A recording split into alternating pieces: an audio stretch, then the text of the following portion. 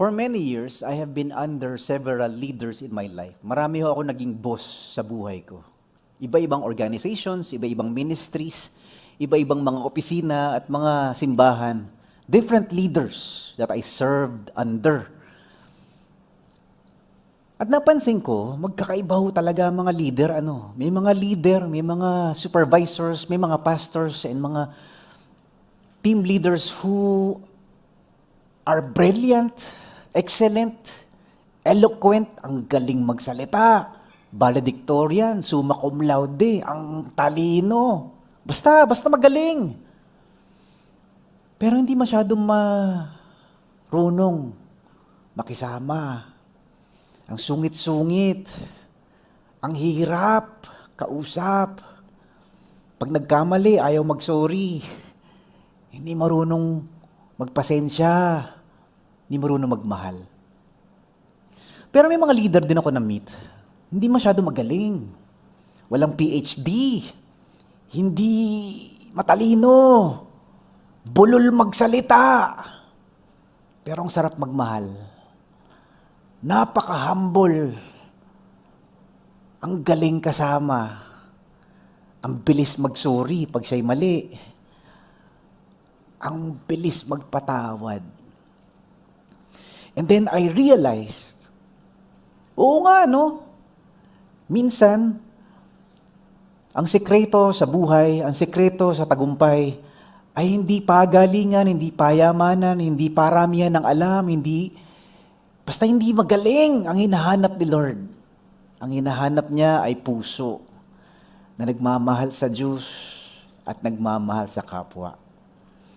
And today we'll talk about just that. Oo nga, Paano nga ba maging isang leader na ayon sa kalooban ng Diyos? How do we become leaders in ministry, leaders in church, leaders in whatever God wants us to do or to serve in?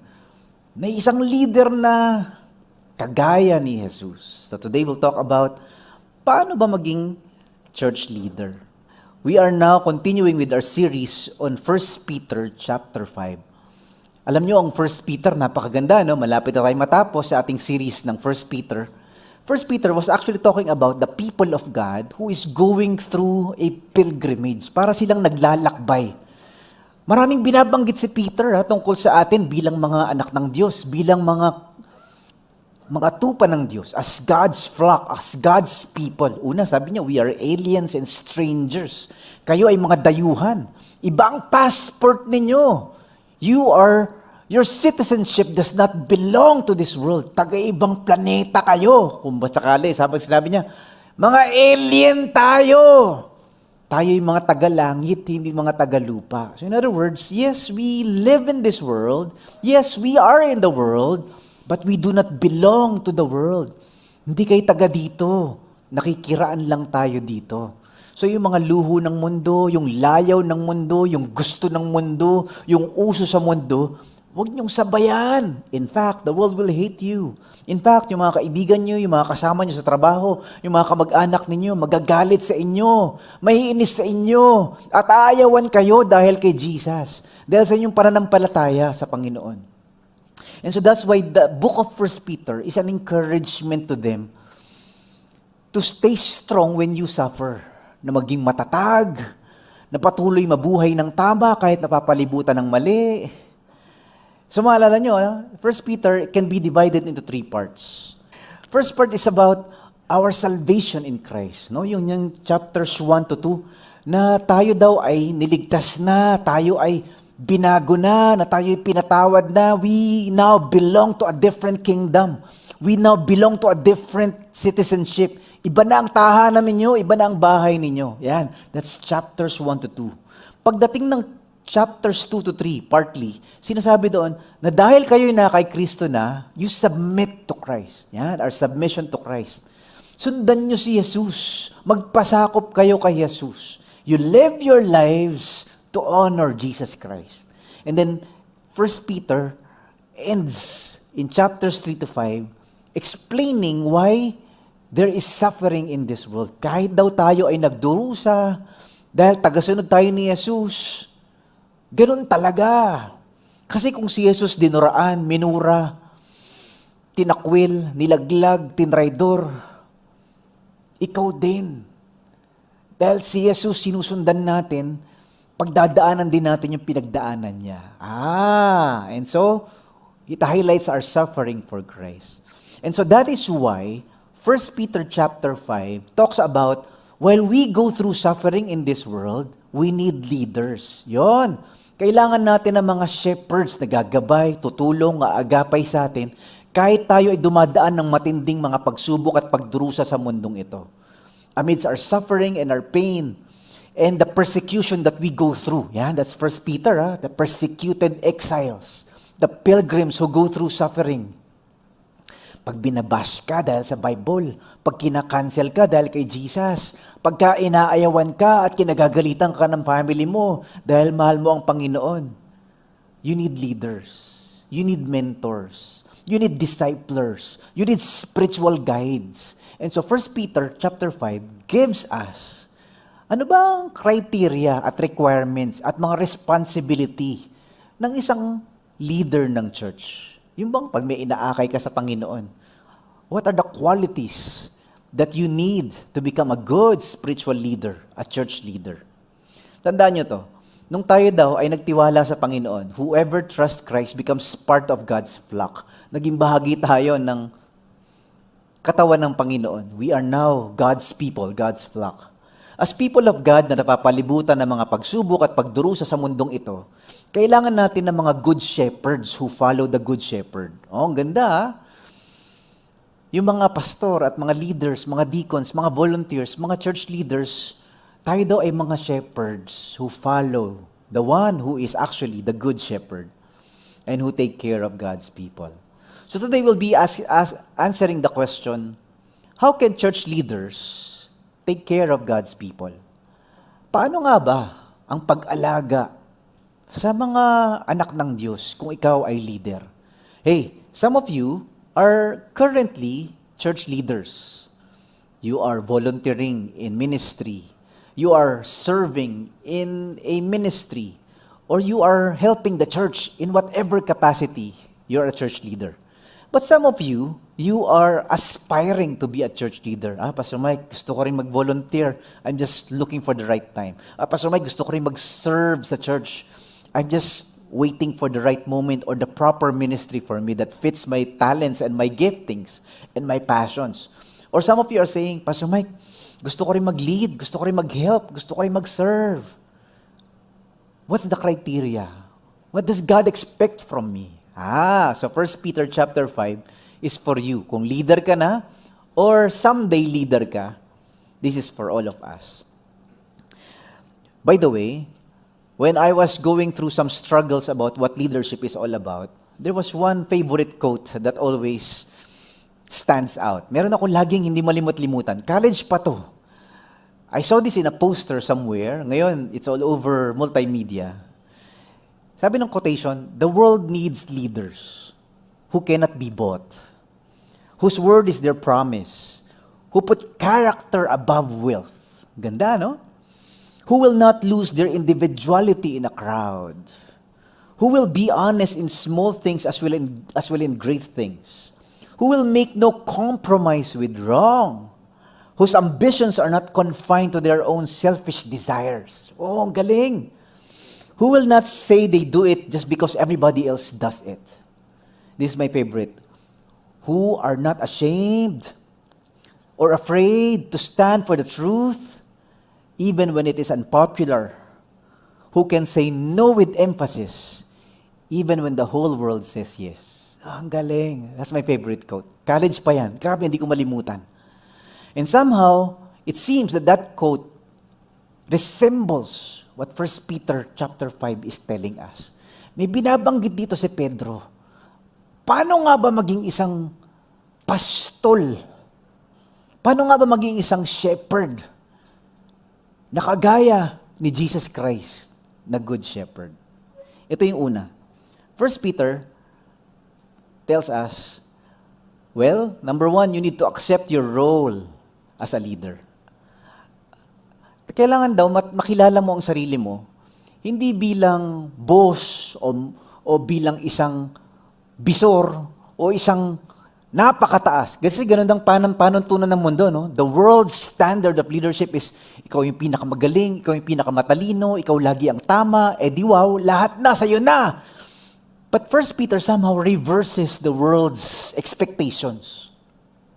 Ang expectation ni Peter is, we become shepherds. Yun, so yun yung number 1, no?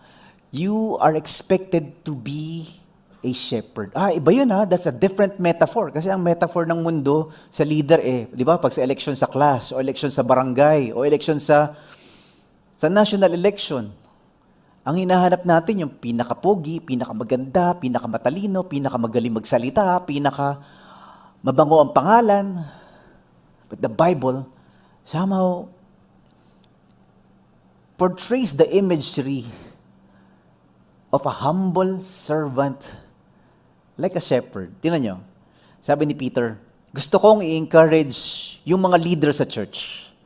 Please, alagaan niyong mabuti ang mga taong pinagkatiwala sa inyo ng Diyos. Gaya ng pag-aalaga ng isang shepherd. There's the word, shepherd. Sa mga tupa niya. To the elders among you, I appeal as a fellow elder, be shepherds of God's flock that is under your care, watching over them. Ang ganda! Parang sinasabi ni ni Apostle Peter, na ang role ninyo talaga ay hindi bossing. Ang role nyo talaga ay hindi tyrannical dictator, na kayo lang ang may alam, kayo lang ang magaling. Ang role nyo talaga ay mga pastol, shepherds. Actually, the word he used for elders is the word for pastors. Of course, all of them are elders, but some elders are teaching elders or pastors, or they are elders who are non-teaching. Yan, So yun yung ginamit niya. I appeal to you, I encourage you, kayong mga elders, alagaan nyo, parang mga pastol, yung tupang pinagkatiwala sa inyo ng Diyos. Of course, not all of us are pastors or elders, but the principles used by Peter, paano nga ba maging pastol? Paano nga ba mag-alaga ng tupa? We can use that in whatever leadership capacity God has given us to the church. Naalala ko minsan, wala nang pastol masyado dito sa Metro Manila, pero pag pumunta ka sa probinsya, ang daming pastol. Nagpapastol ng baka, nagpapastol ng manok, ng bibe, nagpapastol ng kambing, nagpapastol ng tupa. Ano pa mga ang daming pinapastol. Nagpapastol ng mga bata. Joke lang. So, ang pastol daw medyo iba ang function niya, Siya yung nagpapakain, siya yung nag-aalaga pag may sakit, siya yung naghihilom ng mga sugat ng kanyang mga alagang kambing o tupa o baka. Siya yung nagme-make sure na yung kanyang inaalagaan o yung kanyang pinapastol ay hindi pumupunta sa delikadong lugar, hindi umiinom ng tubig na may lason, or damong panis na, or bulok na, o makakain na makakasira ng kanilang katawan. Medyo kakaiba ang mentality at imagery ng pagpapastol. And that's also the imagery given to us on who God is. Of course, these are images that helps us understand, ganyan pala si Lord, ganyan pala si Jesus, ganyan pala ang in-expect ng Panginoon sa mga leader. Dapat kayo ay mga pastol. Alam niyo ba na ang isang pastol meron niyang mahabang tungkod? Ang tawag diyan staff, di ba? Sa Psalms 23, makikita niyo, your rod and your staff. Meron na silang patpat, meron pa silang staff. Alam niyo ba ang staff ay hindi lang diretso? Meron niyang parang pakawit, parang merong kawit sa dulo. Kasi ginagamit daw yun kapag yung tupa ay nahulog sa bangin, o naipit sa kuweba, or malayo, hindi maabot nung pastol. Susungkitin niya yung tupa. Masakit yun Kapag sinusungkit, kasi pwedeng sa leeg o sa paa. Basta, kailangan maligtas siya, pero there is pain involved. Minsan daw, yung rod, ginagamit daw yung pamalo. Kapag ang tupa ay pasaway, makulit, humihiwalay sa kawan, at lumiligaw ng maling landas. If the sheep is going the wrong way, or going to dangerous paths, papaluin yan para mabali. So, with a broken leg, the sheep cannot go anywhere else. Bubuhatin nyo ng pastor at hihilumin niya yung sugat. Guys, sometimes, the good shepherd breaks our legs, hits us, so that we will not go the wrong path. Minsan, hindi lang puro pagpapala ang binibigay ni Lord, minsan may pagpapalo. Hello? Kalabitin mo ngayon katabi mo, napalo ka na ba? Namamalo daw ang pastol. Minsan binabalian ng paa. Sometimes, God breaks something in us. Maybe it's our pride, or maybe it's our own self-sufficiency. Sometimes, God breaks our false sense of security. Akala mo, galing mo ha. Akala mo, hindi mo kailangan ng Diyos ha. Akala mo, lahat nasa iyo na ha. Sometimes, God takes away, breaks something so that we realize, Lord, hindi ko pala kaya pag wala ka. Kailangan pala kita sa buhay ko. So, yun daw ang trabaho ng pastol. And so, Peter says, tulad ng pastol, alagaan ninyo yung mga pinagkatiwala sa inyong mga tao. Tulad ng pastol. Siyempre, pinapakain mo ng salita ng Diyos, ginagabayan mo ng tamang advice, binibigyan mo ng wisdom, tinutulungan mo mag-grow, maging matatag, pero minsan, kailangan mo ng saktan. I remember some of my mentors or advisors will rebuke me painfully. Mike, tigilan mo yan, nakakasakit ka. Tigilan mo yan, Mike, yung yabang mong yan, ibabaksak ka niyan. Sometimes, pastors, leaders, your disciplers, your life group, small group facilitators will do that to you. Iwasan mo yan, masisira marriage mo. Tigilan mo yung bisyo na yan, masisira buhay mo. Umiwas ka dyan, mapapalayo ka sa Diyos. Masakit, minsan you resist, no? Ayaw mo makinig, kasi gusto mo pa rin yung gusto mo. Yun ang role ng shepherd. Yun ang role ng pastol. May pagpapalo. Hello? So we grow, we deepen, we mature, we transform, we become better versions of ourselves when we listen to good shepherds who follow the good shepherd. Ang galing, ano? Ito naman yung pangalawa. Apostle Peter says, you assume your responsibilities as church leader. So our role is to be shepherds, whether you're a pastor or an elder, or you're a leader in a ministry. Pero meron din mga responsibilities yon, and He gives us at least 3. Sabi niya, yung unang sinasabi niya, na responsibility natin, pag tayo daw ay nagli-lead ng flock of God, dapat daw hindi napipilitan. Dapat daw voluntary, willingly. Tingnan niyo to. Sabi niya, alagaan niyong mabuti ang mga taong pinagkatiwala sa inyo ng Diyos. Bantayan niyo sila ng buong puso at huwag yung napipilitan lang. Dapat daw wholehearted, willing. Hindi out of grudging or out of compulsion napipilitan. Sabi niya, care for the flock that God has entrusted to you. Watch over it willingly, not grudgingly. Kasi may mga leaders daw sa church, sometimes, merong mga leader na tinawag ng Diyos, pero hindi merong mga leader na tinulak ni misis. O tinulak ng leader niya, ikaw na mag-lead. Napilitan. Sabi ni Apostle Peter, pag nagsaserve kayo sa ministry, pag nagli-lead kayo sa church, pag meron kayo inaalaga ang mga tao ng Diyos, tinutulungan nyo silang lumago sa spiritual lives nila, dapat willing, dapat wholehearted, dapat hindi grudging, hindi sige na nga, sabi kasi ni Kuya sige na nga, sabi kasi ni Pastor sige na nga, sabi kasi ng misis ko sige na nga, sabi kasi ng mga tao ako na daw ang leader Wag daw. In other words, Peter tells us that your motive is more important than your ministry. Ganda nga ng ministry mo. Successful nga ministry mo. Napipilitan ka lang pala. May tampo ka pala. Nakaladkad ka lang pala. Tinulak ka lang pala. Hello? Naalala niyo ba yung kwento ng isang milyonaryo na naghahanap ng boyfriend para sa anak niyang dalaga? Ang ganda-ganda ng anak niya. Wala pang karelasyon. Gusto niyang maipakasal na, magpa-40 na, wala pa rin, hindi pa rin ma-engage. Siguro na-intimidate, mayaman, matalino, walang gusto manligaw. Ting! nakaisip ng brilliant idea tong mayaman na ito? You have heard the story? Sa kanilang palasyo, sa kanilang mansyon, meron siyang napakalaking Olympic-sized swimming pool. Pinuno niya ng mga buwaya. At ginather niya lahat ng mga bachelors, lahat ng mga binatang, mga guwapo, matatalino, magagaling. In-announce niya sa microphone nung kanyang birthday niya. Sabi niya, meron akong pa-contest. Ang sino man sa inyo ang lumangoy sa swimming pool na ito from this end towards that end of the pool na punong-puno ng buwaya at buhay.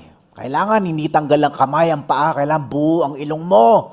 Pag tumawid ka, meron kang premyo. First prize, sabi niya, 10 million pesos. Pangalawa, itong mansyong ito, sa'yo na. Pag nakatawid ka ng buhay. Pangatlo, my daughter, you can marry my daughter. Dito, palakpakan lahat. Woohoo! Di, habang nagpapalakpakan sila, sabi niya, sinong tatawid? Sino sa inyo ang magbabolunteer? Yung palakpak, nauwi sa katahimikan. Nakakabinging katahimikan.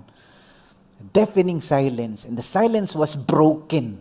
Biglang merong isang binatilyo na biglang tumalon at lumangoy. Ay, kumakaripas ang talon. Talagang iniwasan niya lahat ng buhaya. Ang galing. Para lang video game. Grabe.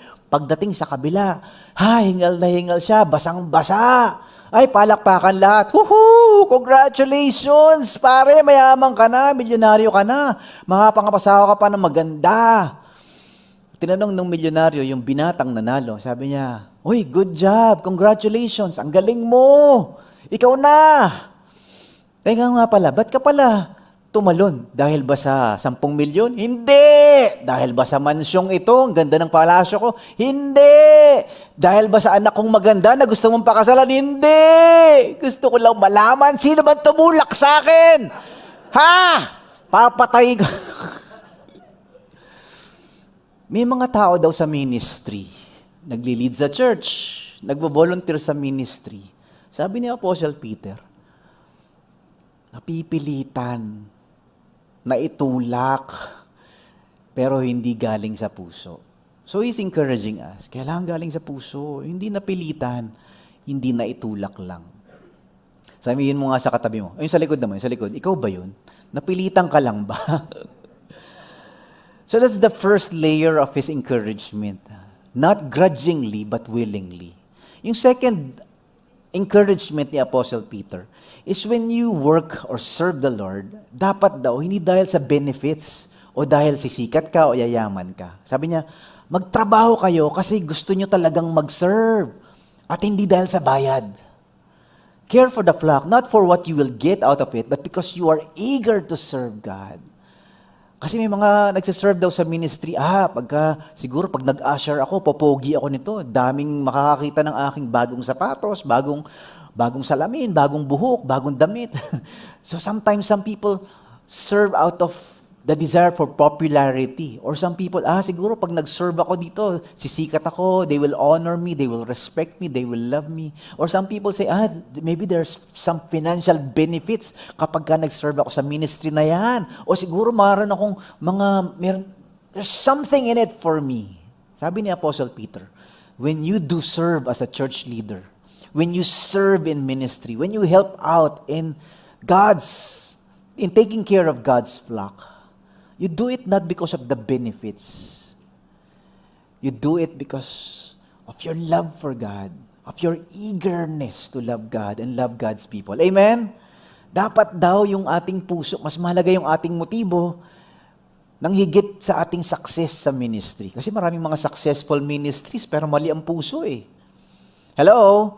Maraming mga successful churches and successful ministries and successful services. Pero yung puso, punong-puno ng agawan sa popularity, agawan sa benefits, agawan sa power, agawan sa prestige and position.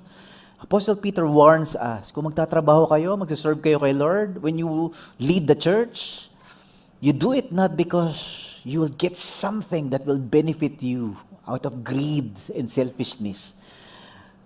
Because you love God. You are eager to serve God out of love and serve people out of love. And then another layer of that conversation, sinasabi niya, pagka nag-serve kayo, huwag kayong diktador, huwag kayong tyrannical, huwag kayong maghari-harian, but be a good example. Sabi niya, huwag kayong maghari-harian sa mga taong inaalagaan ninyo. Nasa Bible pala yun, no? Naghahari-harian ka ba? Dapat maging magandang example kayo para sa kanila. Do not lord it over the people assigned to your care, but lead them by your own good example. The word used here, yung lording it over, is the word for tyranny. It's the word for dictatorial rule. Yung masyado kang mahigpit, yung masyado kang kamay na bakal, yung masyado kang magagalitin, yung masyado kang high controlling. Tanungin mo yung katabi mo, control freak ka rin ba? Grabe, no? There was a time in my leadership journey. Si Pastor Mike, umaamin na. I was a control freak. Gusto ko perfect lahat. Gusto ko on time lahat. Gusto ko maganda lahat. Gusto ko successful lahat. Gusto ko lahat ng goals na mi-meet. Okay naman yun kasi you want excellence, you want success, you want reaching our goals and accomplishing our mission. Pero kung ang kapalit naman nun, sugatan yung mga tao mo, umiiyak na yung mga staff, at lahat nagbabackslide na, napapalayo na kay Lord, at gusto nang lumipat ng church dahil sobrang higpit mo naman. Sabi ni Apostle Peter, huwag kang bossy. Do not lord it over. Do not be leading like a tyrant. But instead, sabi niya, lead by example. That's the only way we lead people, ano? We show them our lives. We show them a good example and they follow our examples. We lead by love, not by control. Yon. No? So, this is so amazing, ano? Na kahit na hindi ka pastor, kahit hindi ka elder sa church, we are all learning what it means to be a leader. Naalala nyo ba, nung time na namimili ng bagong hari ang Israel, di ba? The prophet Samuel was looking for the next king. Yung papalitang king, matangkad, guwapo, matipuno. Parang lagi yata sa Anytime Fitness, si King Saul. Talagang, grabe, mukhang hari talaga. So si Prophet Samuel, naghahanap siya ng, kailangan mas guwapo, kailangan mas matangkad, kailangan mas maganda kay Saul. So he was looking for someone who is fit to be a king. What did God say? Sabi niya, men, they look at the outward appearance, but God looks at the heart. Oh, that's leadership 101 for all of us. Hindi patalinuhan, hindi pagalingan. Pagandahan ng puso. Yung puso ng pastol na handang mamatay para sa tupa. That's the good shepherd, right? He's willing to lay down his life for the sheep. Kung si Jesus, hari, hinugasan ng paa ng kanyang mga tagasunod. Tayo din. Hindi payabangan. Kung si Jesus, hari, naglingkod, parang karpintero ang buhay, hindi mayaman, hindi sikat, hindi magaling. Tayo din. Binato, minura, dinuraan. The path to greatness is down. When we go down, when we go to the lowest, when we serve the least, when we are not famous, when the spotlight is not on us, when there are no benefits or rewards. That is how you know you are leading God's way as shepherd. Ito naman yung pangatlo. Apostle Peter gives us a reason. You need to affirm your reason. Bakit nga ba ako nagli-lead? Bakit nga ba ako nagsiserve? Affirm your reason as a church leader.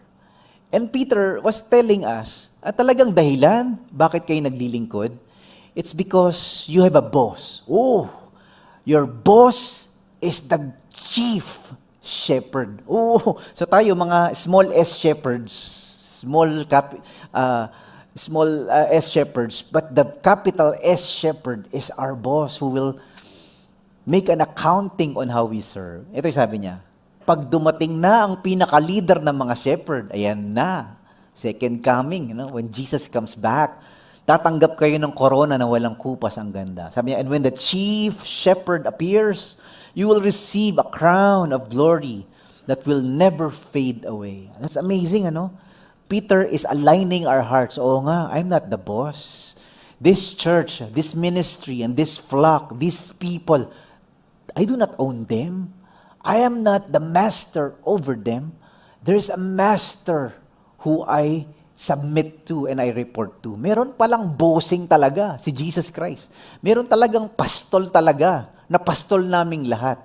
Kami ay mga malilinggit na mga pastol. We are under shepherds, serving the one who is the good chief shepherd himself. And so parang naitatama yung ating puso, ano? Hindi mo yan church, hindi mo yan ministry. Hindi, yung life group na yan, hindi sa'yo yan. Yung ministry na yan, hindi mo pagmayari. Kay Jesus yan. Yung church na yan, kay Jesus yan. Wag mong akuhin. Yan, ano? So Peter is aligning our hearts. The reason why you serve is because Jesus Christ is your boss. Jesus Christ is our master. And then he says something very, very interesting that we don't actually talk about a lot. He talks about a crown, a reward. Pagtapat ka raw na naglilingkod bilang pastol, bilang leader ng ministry at ng church, he gives a reward. Sabi niya, number 4, anticipate your reward as a church leader. May reward. May reward. Faithfulness is rewarded by God. By the way, alam niyo ba that our salvation is free? It's given by grace through faith. That means we all go to heaven because of our trust in Jesus Christ. Libre ang langit kasi si Kristo ang daan patungo sa langit. Binayaran niya na eh. So no religion can save us. No good works can save us. No amount of faithfulness or obedience can bring us to heaven or give us eternal life. Ang tanging nagbibigay sa atin ng kapatawaran at ng buhay na walang hanggan at kasiguruhan sa langit ay dahil si Jesus. The ticket to heaven is Jesus Christ. Actually, it's a very, very expensive ticket. But somebody paid for it. Binayaran ni Jesus. So nung tinanggap natin si Jesus, tinanggap natin yung ticket papuntang langit. Taga-langit ka na. Papunta ka na ng langit dahil nasa iyo si Jesus. But for those who are faithful, there's another layer in our journey. One layer of our journey is we are secure, 100% sure going to heaven. But another layer is when we serve faithfully, may reward na nag-aantay sa atin. Not only are we given eternal life for it to be with God in heaven for eternity, we are also given crowns when we serve. Ito ngayon ang tanong. Yung iba sa atin kasi hindi nagsiserve. Yung iba sa atin hindi faithful. Pagdating sa heaven, merong awarding ceremony. Some are given so many crowns. Daming crowns. Kasi nag-serve sa church. Nag-lead ng discipleship. Maraming dinala kay Lord at na-born again. Maraming ginawang ministry para maraming makakilala sa Diyos. Ang daming crown. But some of us did not do anything at all. Pagdating sa heaven, yes, nasa heaven ka nga, welcome. Yes, pare, we made it. Thank you, Lord, for your grace. Some of us have no crowns. Ito, the Apostle Peter says, pag dumating na ang pinaka-leader ng shepherd, tatanggap kayo ng corona na walang kupas ang ganda. The chief shepherd appears, you will receive the crown of glory that will never fade away. Amazing, ano? Ano ba ito, Pastor Mike, mga crowns na ito? See, the believer's crowns are many. Iba-iba pala yan, ha? Some crowns are entitled the imperishable crown. Ito naman yung kapag you lived a disciplined life. That means you pursued holiness instead of sin. Nga, papunta kang langit, pero yung buhay mo ba? Buhay langit o buhay impyerno? Ayan, so parang how do you live out your citizenship? Iniwasan mo na ba yung mga bisyo mo? Tinanggal mo na ba yung mga relasyon mo na hindi ayon sa kalooban ng Diyos? Binago na ba yung ugali mo na mali? Yan. So yes, papunta kang langit, you are secure for eternal life, but did you live a disciplined life? Meron palang crown yan, imperishable crown. Next crown is the crown of rejoicing. Kapag marami kang dinalang kaluluwa sa Panginoon, when you share Jesus to your friends or your classmates or your family, Nakilala nila ang Panginoon, na born again sila, tinanggap nila si Jesus. Naligtas sila dahil sa'yo. Meron kang crown. Ang tawag is the crown of rejoicing. Meron ding crown of righteousness for loving the Lord's appearing. Meron ding crown of life for enduring trials. Minura ka dahil kay Jesus, tiniis mo, hindi ka gumanti. Oh, may crown. Nakulong ka, binugbog ka, sinaktan ka, siniraan ka dahil mahal mo ang Diyos. Natanggal ka sa trabaho, nalugi negosyo. Enduring trials because of Jesus. Meron kang crown of life. Galing, ha? And the last crown is 1 Peter 5. A crown of glory. Kapag ka inalagaan mo ang mga tao ng Diyos, when you take care of the people of God, when you serve in the church, when you help take care of the souls of believers, yung mga Christians, tinulungan mo lumago sa kanilang faith, yung mga tao sa church, dinisciple mo, yung ministry mo, tumutulong para yung mga tao mapalapit kay Lord, you have a crown. That's 1 Peter chapter 5. This is beautiful. This is amazing. Guys, heaven is free because Jesus paid for it. If you have Jesus in your heart, you're going to heaven. Whether you are faithful in serving or not, your security is based on the sacrifice of Jesus on the cross. But if you do serve faithfully, may nag-aantay na korona at mga korona para sa atin. Ito ngayon ang tanong. Ilan na kaya ang korona na nag-aantay sa'yo? Iba sa inyo, ang dami ng corona. Pastor Mike, parang ang dami na yatang i-reward sa akin ni Lord. Thank you, Lord. Iba sa inyo, meron, pero tansan. Mukhang tansan pa lang yung corona mo. Iba sa atin, wala pa. And that's okay. Diba? We have our entire lives to serve the Lord, to be faithful to the Lord, and to help advance the kingdom of God, and to help more and more people to know Jesus. This is beautiful, That's why 1 Peter 5 is giving us a glimpse. Merong suffering, merong mga troubles, merong mga difficulties and persecution, because hindi na kayo taga-mundong ito. But, the reward that waits you, may nag-aantay. May nag-aantay sa inyong mga reward. Paparangalan kayo ng Diyos kung kayo ay tapat, at kung kayo ay hindi susuko, at kung kayo ay hindi bibigay at hindi bibitaw. Kahit na ang sakit-sakit, kahit ang hirap-hirap ng pinagdadaanan, be faithful to the Lord Jesus. Ang galing. Tandaan niyo to. Whoever trusts Christ becomes part of God's flock. Pag nagtiwala ka kay Jesus, nagiging bahagi ka ng pamilya ng Diyos. As people of God na napapalibutan ng mga pagsubok at pagdurusa sa mundong ito, kailangan natin ng mga good shepherds. Yan, that's 1 Peter 5. Good shepherds who follow the good shepherd and who take care of God's people. Remember, how can church leaders take care of God's people? 1, you accept your role as church leader, shepherd.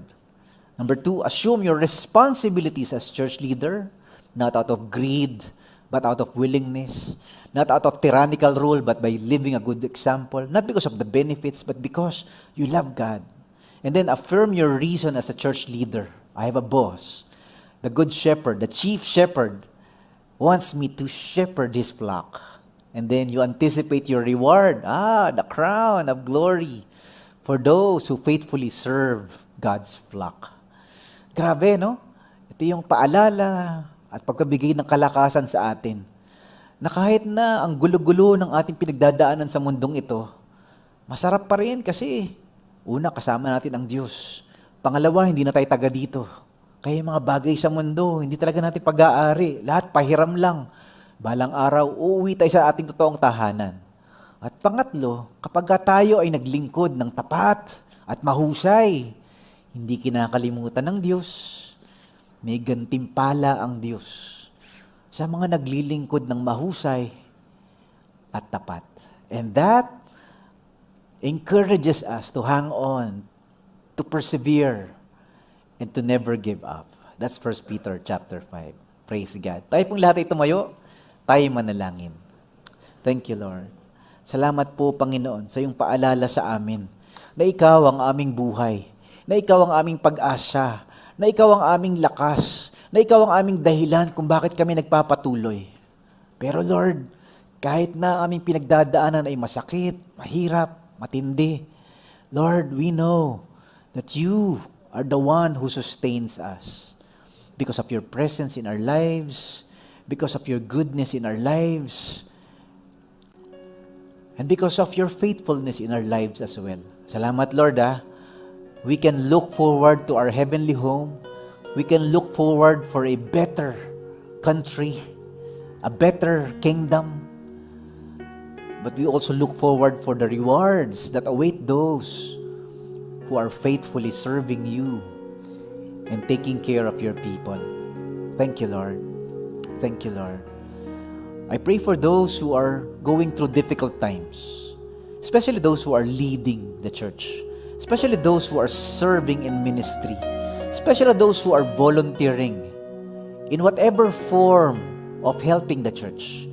Palakasin mo nga po kami, Panginoon, na hindi kami panghinaan ng loob, na hindi kami magsawa na maglilingkod sa iyo, na hindi kami maubusan ng pagmamahal sa iyo at sa mga tao, na kahit nakakapagod maglingkod, kahit nakakaminsan exhausting ang serving sa ministry, help us to see that it is worth it because of your love, because of your presence, because of your grace, and because of the future glory that awaits us if we serve faithfully. Salamat, Panginoon. Ikaw ang lahat-lahat sa amin. Ikaw ang pag-asa namin, Panginoon.